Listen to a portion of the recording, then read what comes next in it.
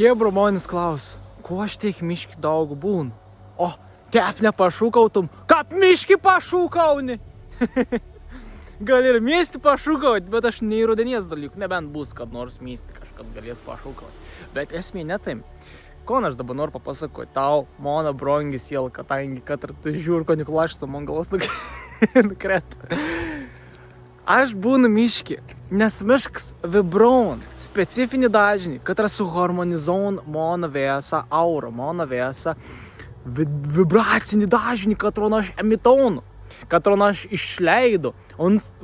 Visas tas miškas aplinko, kur tu čia matai, visi tai medžiai, visi augalai, viskas įdaud specifinį dažnį, kad mano širdis pasiem.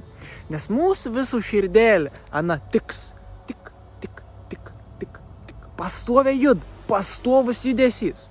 Tai ir vibracija, irgi dažnis. Ir koks dalyks yra, ne? Dabar tu žiūri per telefoną, netgi aš turiu ronko telefoną. Ir tai vis telefoną emituojant specifinį dažnį, elektromagnetinį lauką. Ir tas elektromagnetinis lauks taip pat tiks ir įtako mūsų širdėlę, mūsų visų dažnį. Ir labai ir ypatinga, jeigu tu turi ypatinga, labai ir svarbu iš tikrųjų, jeigu tu turi mišką kažkur netoliesi, arba bent jau ir galimybė to nuvykti mišką, varykit on mišką.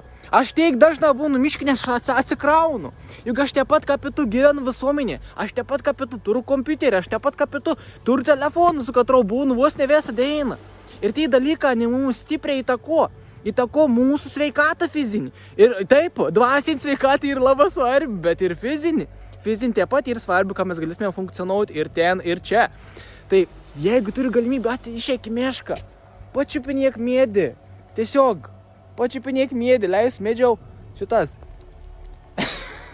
Tave plytka apmunikontik.